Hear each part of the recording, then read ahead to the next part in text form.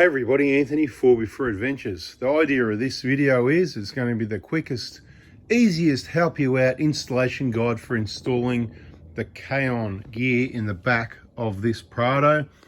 That's the no-brainer cargo barrier and the storage shelf. Now, from memory, I've got all the gear out and all the instructions. You choose which one of these roof handles you use depending if you're installing one or both of these. And cargo barrier is easily removable afterwards, just pulling out the headrest and these little thumb screws. So step by step, let's get the show on the road. So first step, if you've got the storage shelf and the cargo barrier, you're not going to need these two, if I remember correctly, because they're going to be just to mount the cargo barrier, where these ones do the cargo barrier and the storage shelf. So we're going to use those. Discard these to the side for now.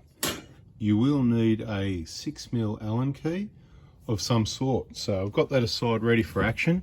All I've done so far is put the headrest brackets, remember to face this stickers saying notice towards the back, and the headrest brackets I've just loosely installed by using the big hex bolt and the big washer just loosely, and the other ones that came in that kit, make sure these are facing backwards. They're just sitting there loose at the moment.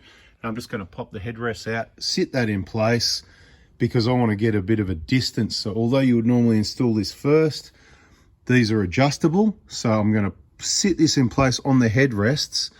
So then when I install the shelf, I know where I'm going to make my adjustments back and forward, that sort of thing. As I mentioned on another video, if you're watching all the videos on the other channel, I'm not going to use these 4 little bolts that hold the back piece on. They normally go 1, 2, 3, 4 and hold that back piece on, but I just don't think I'm going to need it. And what's another really good upgrade that I've noticed, what they did, they've changed the shelf. Storage shelf used to have larger holes like this, they've gone to smaller, so that's a really good upgrade as well. The other one worked, but I think this is just going to work a little bit better. So I'm going to pull the headrest out. These handles, and I don't need to show you how to do it. Just get a little flat blade, flip those little end covers open, and you'll probably find you need a 10mm socket to remove those. So we'll zip those out. So with a flat blade, just pop the covers open like that. They come in really easy, and take those bolts out. Quite obviously they're both out now, and really interesting. Have a look at these handles, right? They had these 5mm hex bolts in there, which clearly says to me it's been worked on before. There was even one washer underneath one of the heads. You can actually see the mark on it, you know. I just find it interesting. See that, right? So somebody's even put a washer underneath for whatever reason. Anyway, doesn't matter. And these things, you're never going to use handles in the back of a 5-seater, and they just get in the way of your storage shelf, to be quite honest. So each to their own what you want to do, but I discard these and I supply my own big body washers with a 6mm hole, and you can either reuse these bolts or the normal 10mm bolts that come in the handles, and just it gives you a bit more storage. I'll show you when we're finished. This is the finished product on the other vehicle. As you can see, instead of having a handle protruding out of the way, just, you know, getting in the way of things, it's just nice flat body washers. You can get some M6 bolts with 10mm heads if you haven't already got some, and just pop those in, or use the ones that came out of the handles. And if you're never going to use the handles again in the back, throw your handles away. But if you're going to take it out, even if you're going to take it out, you don't need handles there in the back, because nobody's ever sitting in the back. But look, each to their own, just ideas. I'm an ideas man. Okay, there's a bit of a look for the configuration of the handles, driver's side, with that top facing forward, and same at this side. They're just finger tight at the moment, about to nip those up. And the other thing I've done is I have just set the cargo barrier on the headrests. You can see the headrests are just in at the first click. It's quite loose, just sitting there at the moment. And these brackets that I put on loosely, the thumb screws will go up and into there soon with quite a bit of adjustment. That's why I wanted to just fit it all in loosely at the moment to see what my preferred configuration is with the shelf, to close up the gap as much as possible at the back here, because I'm not using that, because I believe things aren't going to fall off the back. Nothing that big that's above the shelf is going to fit down the gap. So I'm just trying to save a bit of weight.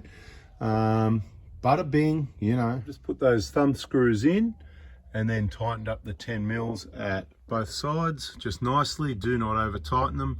You'll feel them when they come tight, and that's it, just nice.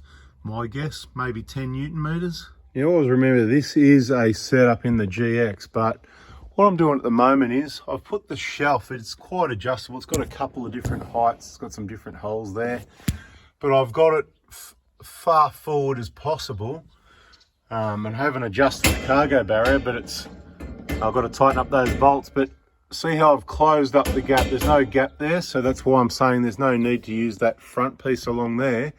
But you might get some rattling. I'm not sure yet. This is a bit of a test. Have you done it this way? Let me know in the comments.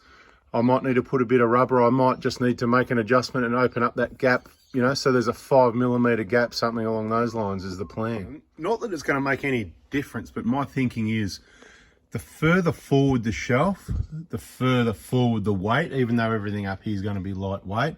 Gets the shelf further forward because of the curve here, then you can fit bigger things in, which is my other reason for putting it on the lowest setting, so the hole near the top, not the next one down, giving a little bit more space to fit larger things in here. So bringing it down I think is a good option. Anyway, in the third hole from the back at both sides, of course, all bolts tight. I'll just run through a couple of things. We've put the square in place. It's very square to the cargo barrier and the top, which is what I want for part of the rest of the storage system setup. Sit tight, stay tuned for that.